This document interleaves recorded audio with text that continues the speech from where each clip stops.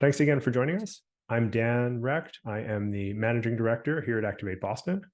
Practically speaking, that means I lead our local community here, and I'm the head coach for all of our current Activate fellows. In this discussion, we'll talk about the Activate Boston community specifically and what we focus on. The Activate program is largely national, but each community does have its own uniqueness, I'll say.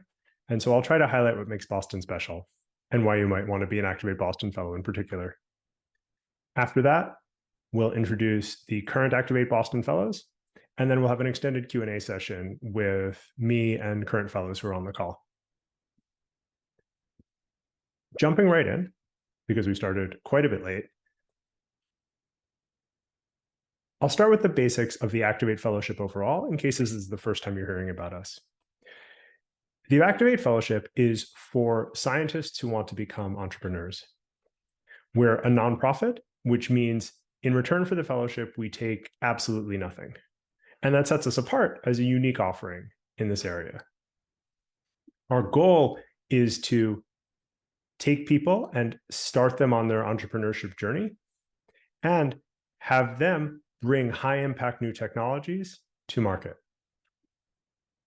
The fellowship includes 2 years of funding for one individual, $100,000 in funding for R&D. That's given as a recoverable grant. So if you raise $5 million or more in venture capital, you pay that back to us with no interest. But if you don't raise that much money, you never have to pay us back. And then in addition, we have venture funds who partner with us and guarantee small checks to every Activate fellow who wants one. These are investments, and so they're strictly optional to the fellows. The amount that's available varies year by year, but because of a generous donation to Activate, we can guarantee a minimum of $75,000 in this funding, although practically it usually is a multiple of that. Next big thing we offer is our community. Consistently, year after year, fellows rate community is the most valuable thing about the fellowship, over and above the money. That's the community of fellows, the community of Activate staff, and then our network of investors, entrepreneurs, corporate executives, and other leaders in entrepreneurship. Finally, the last thing we give is education and access to physical space. We have a national education program focused on developing a baseline level of skills in entrepreneurship, and then diving deep into specific skill areas that fellows want to pursue on a just-in-time basis through learning pods. In Boston, our physical space access is through a partnership with the Engine, which gives a highly discounted rate to our fellows who have not yet raised funding. And I'll get more into that later in this presentation.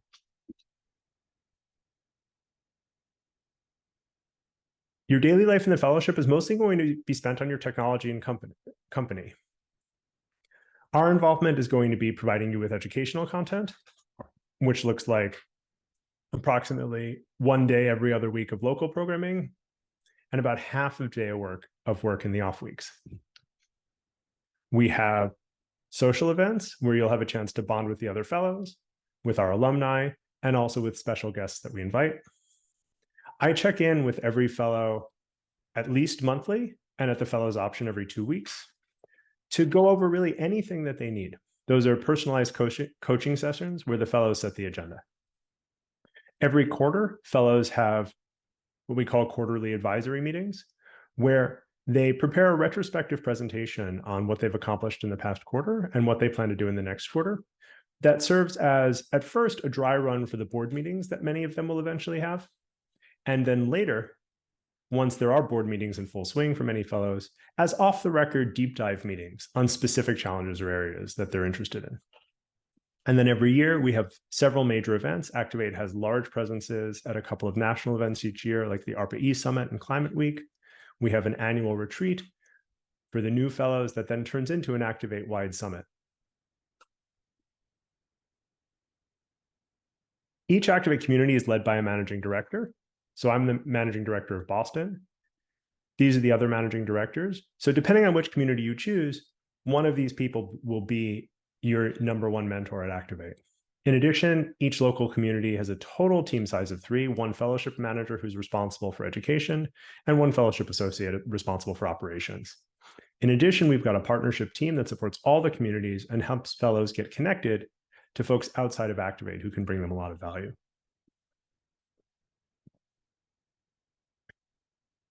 Our local team in Boston is myself, Spencer Babcock, and Grace Casofo. My focus, as I said, is coaching. Spencer's focus is education. Grace's focus is operations. And each of us has a role to play in connecting you with people outside of Activate. So I use my personal network as a former deep tech entrepreneur and corporate executive. Spencer is the lead on using Activate's broader network. And then Grace connects you to the folks that we've specifically invited to Boston. Now diving into the Boston community in particular. In Boston, we let the fellows set the priorities for the community. My overall mission as MD is to create an authentic and supportive community for fellows. And within that frame, the fellows chose the following values. They value the development of individuals over the development of a company, which is very consistent with what we believe at Activate. And within that, we support each other and we let individuals define success for themselves. Some of our fellows won't end the fellowship running their companies. They'll have gone on to do something else, and we still celebrate those people who are advancing their careers and their technical and entrepreneurship journeys. We show up authentically and candidly. Activate is not the place to always be crushing it. We talk honestly about our problems. We celebrate small wins. We talk through big and small failures. And we get to bring our real emotional lives to the community at Activate, which is a rare thing once you're a corporate leader, even of a small startup. And as part of that, we try always to be fully present, and we 100% respect the confidentiality of other members of the community. And then finally, the fellows take ownership over the state of the community. That means having a psychologically safe, enjoyable community where people can feel like they belong and are included. Fellows in Boston organize events, hang out with each other outside of official fellowship programming, and in general, through all their small interactions, make our community a really fun place to be. In terms of our specific programming, we focus a lot on providing a learning environment to develop individual leaders, entrepreneurs, but also strong, resilient people who can go on to do difficult things in any field. In order to do that, we spend a lot of time making sure we have an environment where fellows can be vulnerable and work together on solving problems. The basis for growth is being able to get to the heart of a challenge. And sometimes that heart is pretty emotionally difficult. And so we really strive as a Boston Fellowship team to make that difficult personal work possible within our community. We also invite external speakers every 2 weeks for local programming, and we choose speakers who have expertise and lived experience directly relevant to challenges that fellows are facing. We also focus a lot on collisions. This is a term you'll hear a lot in relation to Activate. Collisions are meetings with random interesting people from Activate's broader network. We do this to make luck for our fellows. I'm a really strong believer that luck is something that doesn't happen to you. It's something you make for yourself. And you do that by meeting lots of interesting people and creating opportunities. And we try to start you on this path by bringing lots of interesting people through our community. Specifically in Boston, every 2 weeks, we have a happy hour for fellows where we carefully select 3 to 5 guests who will come to the happy hour for a first meeting with fellows, but that are available for one-on-one introductions in addition. Other notes about Boston, we're in Kendall Square at the CIC, which is very conveniently located next to the Red Line and is walking distance to all the key lab spaces that you might be renting. Lab Central, the Engine, Greentown Labs are all bench-by-bench lab spaces in Cambridge. Many fellows then move out of town, some more quickly than others, but we find that the majority of our fellows work at one of these 3 locations. In addition, as I mentioned earlier, the Engine gives a very steep discount to our fellows for their first lab bench. So fellows who join Activate Boston can start their technical work right away, even if they're not able to collaborate with the university or company that they're coming from. Boston also has an amazing innovation ecosystem, lots of industry partners. The Massachusetts government is very favorable to startups and innovation. The Mass Clean Energy Center is very good friends of ours. And there's a ton of VC firms here who are focused on deep tech and clean tech. Boston's one of the best cities in the world for that. And then finally, we support a wide range of technologies. We have everything from construction to biology to computing in Boston. And technical folks of every stripe and background. I'll quickly show you the Activate Boston Fellows, and then let the fellows who are currently on the call introduce themselves. So here are our current 2023 fellows.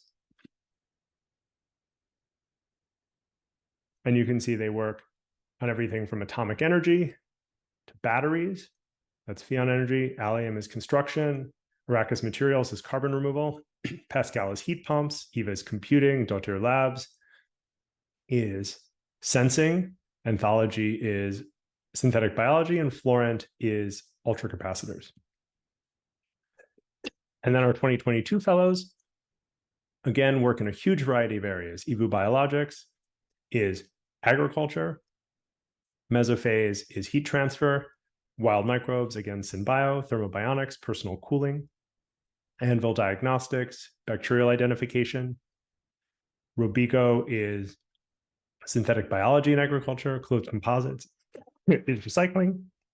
Lithios is lithium-ion battery, lithium extraction, pardon. And Found Energy is aluminum production. And with that, I'll turn it over to our fellows to introduce themselves.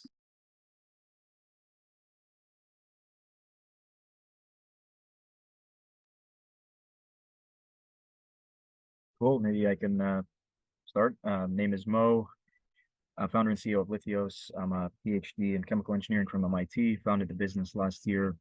Co-founded it, with my former research advisor, Martin Bazant at MIT. A couple folks on the call actually know Martin.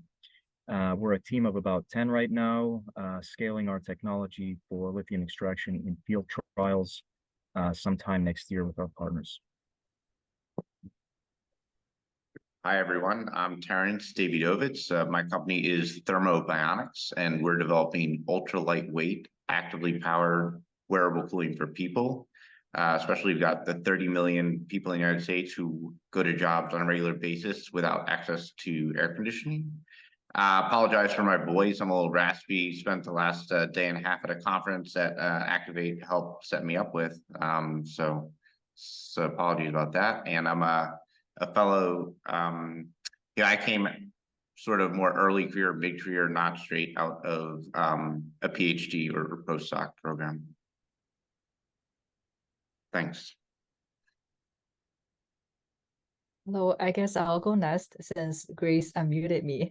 Hi, everyone. My name is Jane, co-founder and CEO of Anthology. We are a synthetic biology company that domesticates and engineers non-model organisms such as filaments fungi, autotrophic bacteria, or plants to enable carbon neutral and ultimately carbon negative bio-based production.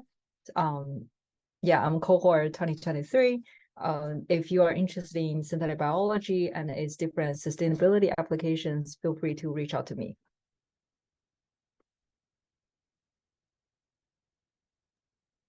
Hey everyone, my name is Pavan Koda, Activate Boston 2022 fellow. My transition to Activate was finishing my PhD at Rice in bioengineering last summer, and then moving up here to begin the fellowship. So Anvil Diagnostics does rapid microbial analysis in very diverse sample types, looking for lots of microbes very efficiently. And so we're initially focusing on clinical diagnostics and are just getting started after raising a bit of capital and looking to begin our first clinical studies next year. Hi, everyone. My name is Ioana. I'm a Boston 2023 cohort. My company is Arrakis Materials, and I'm working on a technology that is converting CO2 into valuable minerals by using chemistry to accelerate a natural process whereby silicate minerals react with CO2 to form carbonates. And carbonates are used in many different places in our daily lives, such as plastics, fillers, construction materials. So my technology aims to do both carbon removal, so carbon storage, as well as utilization.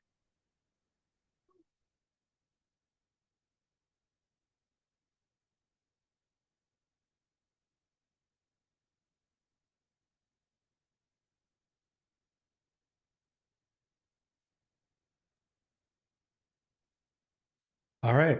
Now we're happy to take questions in the chat or from folks who use the raised hand feature. Although we are going to keep questions to a strict 30-second limit.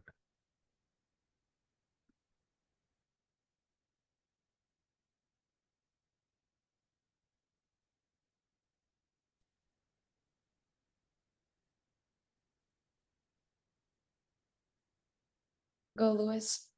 I was at the meeting last night with Blueprint and Activate here in Boston, and I was impressed with the fact that you guys are associated with Blueprint as a lead-in to Activate acceptance. Did I understand that correctly? And is there a particular pathway you guys choose for Boston Activate members? Yeah, I can answer that. We're good friends with Blueprint, and a number of Activate applicants go through Blueprint before applying to Activate. A number of Activate applicants don't. And I would say at the current time, about a third of, well, more like 20% of our current fellows have gone through Blueprint. And we find it makes for a stronger application on average, but you've got to judge where you are. Blueprint is a really good thing for people just coming out of academia for the first time, but probably won't add a lot of value to someone who has been in industry or has any other kind of business experience to evaluate their technology with. So it's a mix, but it's certainly the case that for a number of people and a large class of people who would be Activate applicants, Blueprint can be a good preparation. And it certainly doesn't conflict with Activate in any way.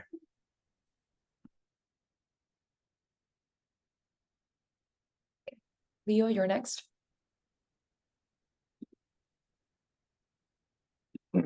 Hi, hello. I'm Leo, and I'm a PhD student from UCLA. I'm currently working on microfluidics. Yeah, I was wondering, so does Activate require a founder to work on a startup? I mean, commercially for-profit startup, or could it be a nonprofit organization as well? Absolutely no requirement that the thing you do be for profit. It just has to be high impact. I see. And yeah, another question is, so in terms of the initial screening process, so there's multiple community we can select. I was wondering, so does that which community we submit to, does that affect the screening process, or no, just you screen all the applications and then kind of distribute each to based on their preference? The way the screening process works is that there is an independent selection committee for each community, but all communities will consider all fellows who would be willing to work in that community. So if you put Boston first, we'll look at you first. If we pass other communities, we'll have an opportunity to pick up your application. I see. And we try to do an absolute ranking, roughly speaking. But each community, of course, like I said, has an independent selection committee who's ultimately going to make the selections for that community. Understood. Yeah, sounds good. Thank you. All right, let's take a few questions from the chat. Yeah, Activate Fellows in Boston get workspace at the CIC, but it isn't lab space. So Activate Boston Fellows are able to work from our space in the CIC, to book conference rooms there, to use the available desk space. But because most Activate Fellows need a lab, we have a partnership with the Engine where a starting bench is available at a discount. And then, let's see, MedTech, medical imaging involved. Where does that fall in terms of what Activate supports? We're looking in general for high impact things from first-time entrepreneurs that are early stage and that involve a physical component.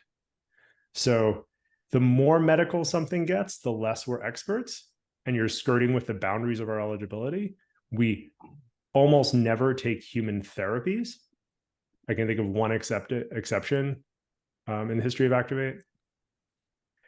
But in general, if you need an eligibility question, that's something you can email in to the questions email address on the applications page.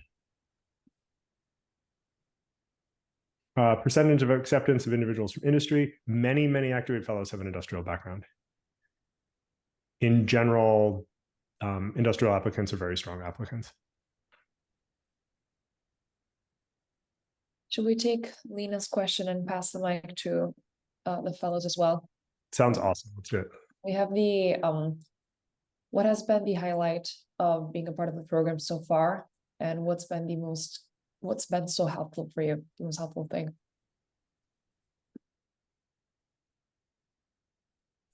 Pavan, you start. Oh, I was gonna go.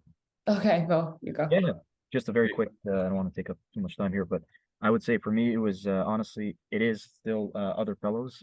Frankly, the greatest learnings that I've gained has been from peers who are probably 1 or 2 steps ahead of me in the process. We have advisors who are experienced entrepreneurs, scaled multiple companies in the past, but often the knowledge gap can be so large that it's difficult to actually implement actionable advice from these people.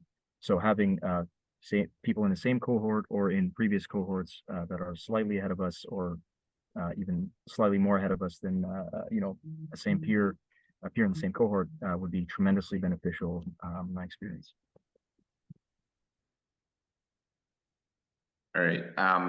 Yeah, I would actually say pretty much the same answer that Mo gave, to be honest. It's really hard to pick out a particular highlight. There is one thing I got to add is there's a retreat every year around June where all the fellows get together along with all the staff from all of the Activate communities, and that's an opportunity to do a lot of networking and get a lot of experience sharing. So that is one of the highlights. Yeah, I could probably briefly echo Mo's comment and just add a bit of a different perspective. So like, I think the community is a huge aspect of it, but to add like color to like why that is, a lot of Mo mentioned a lot of this. When you have fellows at different stages, you get a very rapid cycle of learning from people at very adjacent to your point of progress. And I think that's the 2-year duration of Activate, combined with the fact that fellows are at multiple stages, really facilitates that in a way that shorter term incubators or kind of brief accelerator programs may not as well, when you have maybe a more homogeneous stage of companies in a shorter window. So I think Activate structure in a lot of ways amplifies that community effect.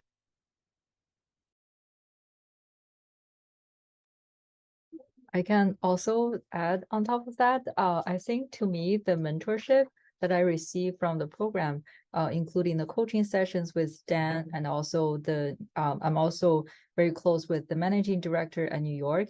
Yeah, so getting a lot of feedback to help me strategize at different stages of the company building, and also everyone at the Activate, even though they don't directly interact with the fellows, but they are super helpful to expand your network when you try to get connections with the industry leaders, and then just in general chat about concerns. Yeah.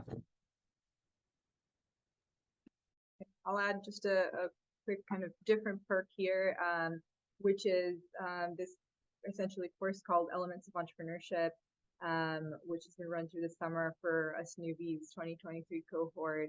And it's really great to bring everybody up to the same baseline, because so many fellows come in with different levels of experience. So someone who's an expert in government grants may never have heard about venture capital before, or so this is really not meant to teach you everything about everything, but it's really helpful to bring everybody up to the same baseline, so that we could all have more constructive conversations with each other and learn from each other, just like everybody else said from the larger fellow community.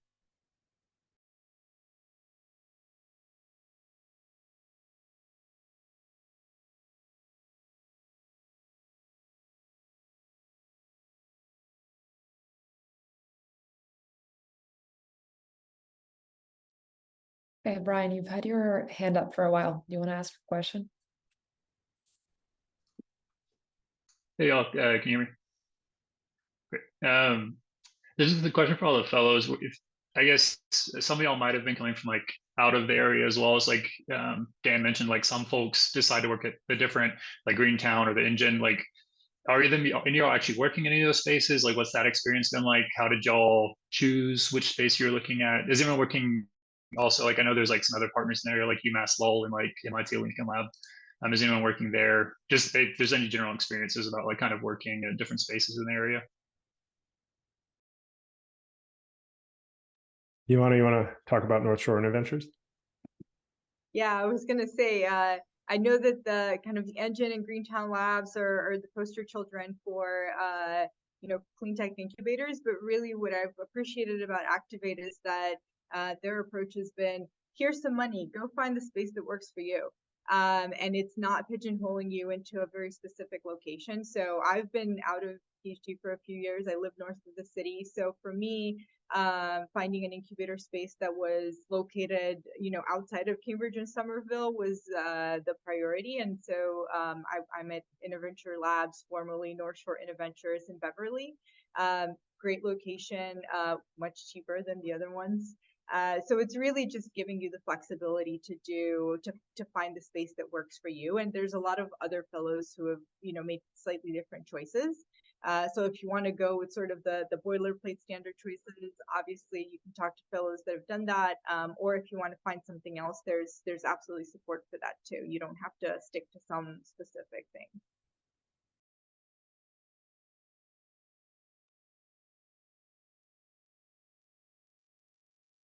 Hi, this is Ashwin. I have a quick question on life sciences. So the life sciences, if you could elaborate on that, that would be great. The vertical, because it says advancements in genetics, genomics, metabolomics, and therapeutics.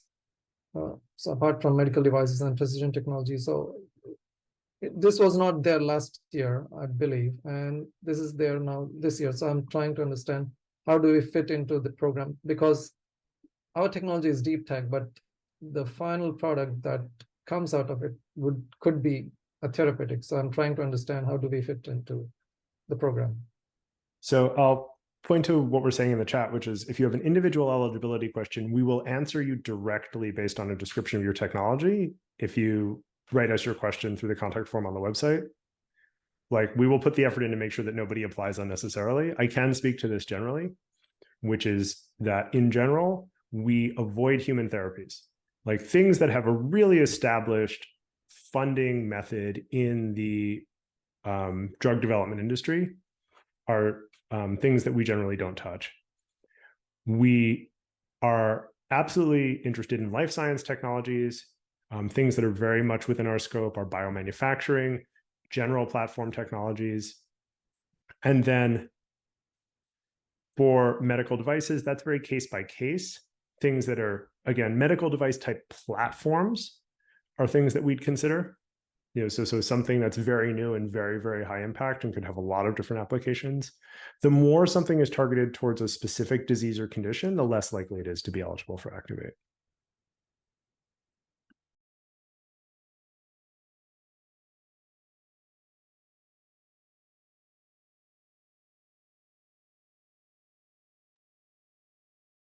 Alexander? Dan, to extrapolate on that med device case by case, are there any considerations for how invasive the medical device would be, or what stage of development, or how much approval it will need? One of the things we judge applications on is, can we have an impact on the fellow or on that person if they were to become a fellow? And we'll look at the impact of the med device and then also our ability to have an impact on it. It's unfortunately, this is the one category where it's very hard for me to say where you would stand unless you like send us a specific description of what you're doing. The bigger the impact, the more people you'd reach, the more you'll affect those people, and the more it is an enabling technology for lots of stuff. Those are attributes that generally would make something more likely to make sense for an Activate fellowship. The more it's specific, the more it could be funded more easily and at an earlier stage. by typical med device investors or medical device companies, the less likely it is to be a good fit for Activate.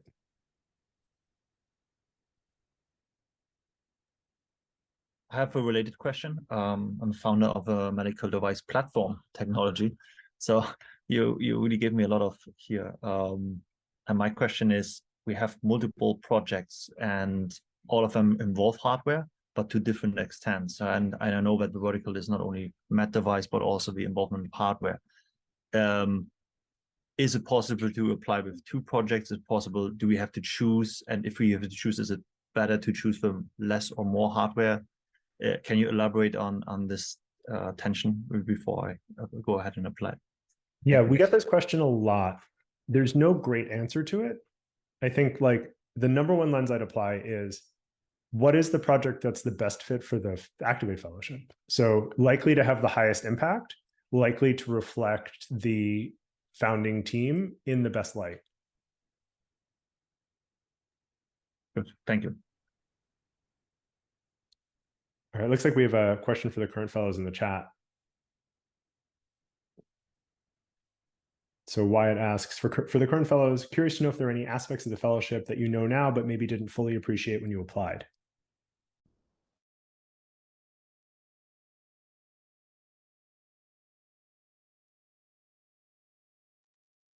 I can take a stab at that.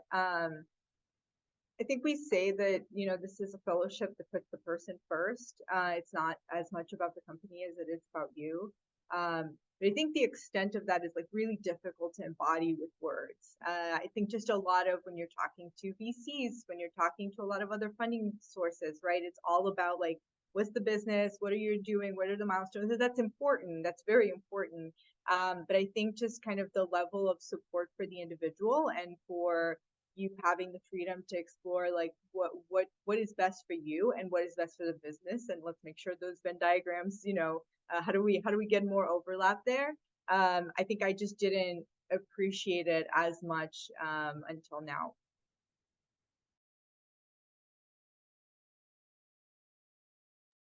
I'll add to that as well. Activate.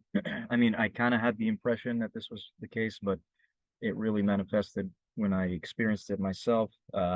Not so Activate not only supports but even celebrates pivots. For example, a lot of startups or companies that join Activate end up moving to what may be actually, you know, a better business pathway. That is always a difficult transition for folks, and having a support system like Activate fostering that is definitely a great privilege. And I don't necessarily believe that that's true with a lot of other fellowship programs out there, which sort of support your business first. Yeah.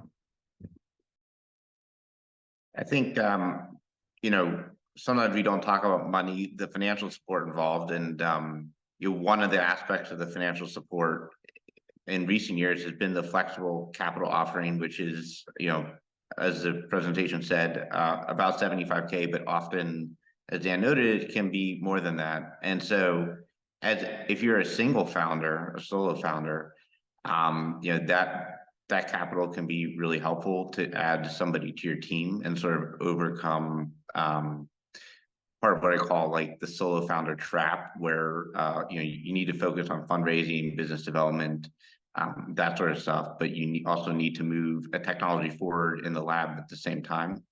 And so that funding has been a pleasant surprise and great part of the program. Really, if you think, and that's really if you're gonna go down a VC oriented pathway to push the technology forward, as opposed to say focusing on grants.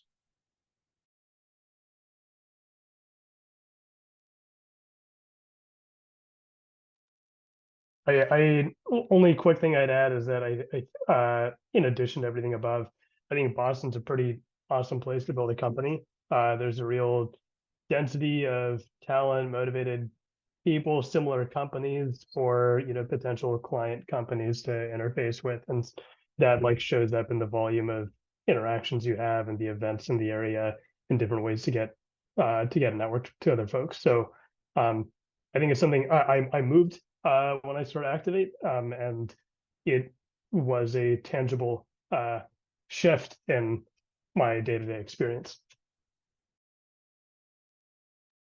Looks like we have a question from Noor. Yes, I did. Sorry, I don't know if I went past you, Lewis, but yeah, my question, we're skirting around the same topic I'm interested in. I think, Dan, you responded to Jan in a similar way. So I'll be sure to, of course, to send an email asking individual eligibility questions, but right now I'm in a position where the work I'm in, by the way, is a platform for biomanufacturing. And so it's very obvious to me that Boston, from a startup perspective, is the best place for that. I'm in a position where there's flexibility between, I'm based in Atlanta, so going the Activate Anywhere route is one option, and then the other one is relocating to Boston. And given, let's assume it's equally available to me, both, staying in Atlanta, working through Activate Anywhere, or being there physically through Activate Boston. And given the field that I'm in, would you recommend one over the other? Relocating to Boston, doing Activate Boston, or staying to where I am in Atlanta and going to the Activate Anywhere route? The number one decider should be your life. I will say that because Anywhere has much wider geographic reach, we get more applications that prefer Anywhere. And it's like notably more. So if your priority is to be an Activate fellow, and it would be straightforward for you to relocate to one of our communities, it improves your odds. You can absolutely say, I prefer Anywhere, but I'm also willing to relocate to Boston, and we can consider your application in that way too. Got it. Thank you.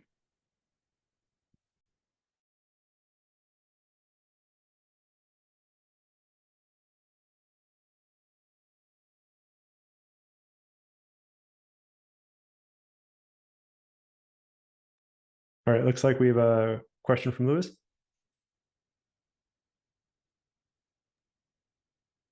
My plan is to end global warming by having hurricanes off the west coast of Sierra, off the Safari Desert, be blocked.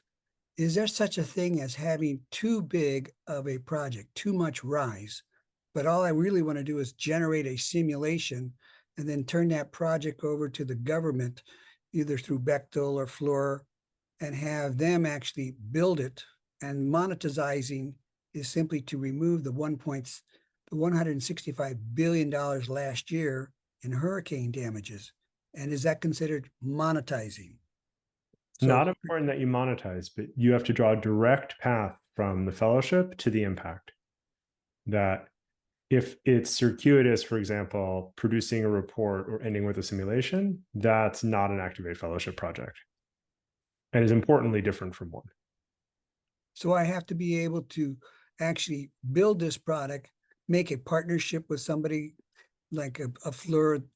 Would that be considered an Activate project? I would say it has to be your intent to see the technology all the way through to the impact that it could have. And that's vague in general, right? Like whatever your end impact is, you have to say, I am going to devote my life full time to making that impact happen. Well, that's easy. Okay. I can do that.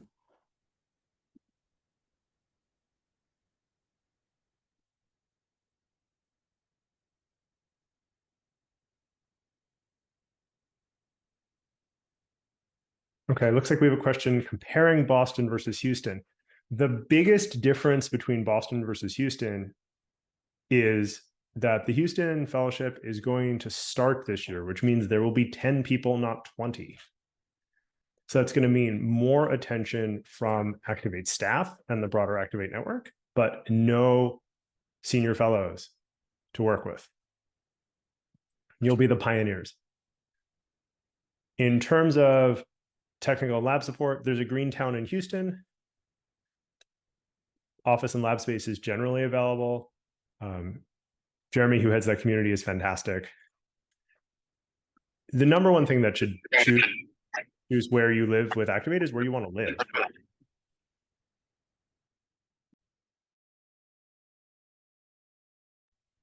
So was my question, and I'm willing to relocate, but in terms of the senior support, senior fellow support, how much of, let's say, remote support a person could get if they are lucky enough to be chosen for Houston? Oh, tons. That's a really good point. We have a really active Slack community for the fellows, and there's a ton of cross-community conversation that happens on that. Okay.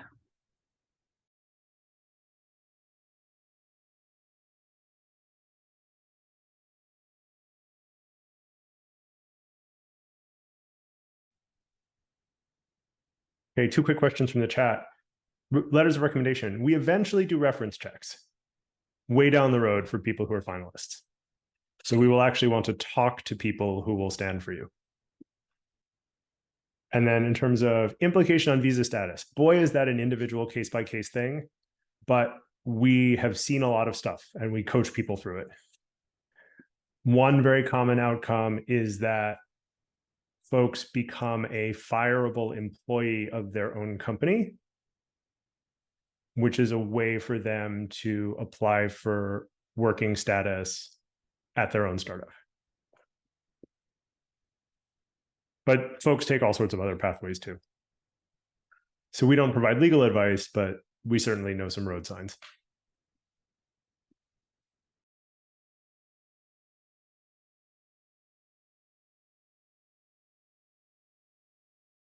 All right, I think we have hit all the questions. With that, I want to say thank you very much to everyone who joined us. And I look forward to seeing your applications.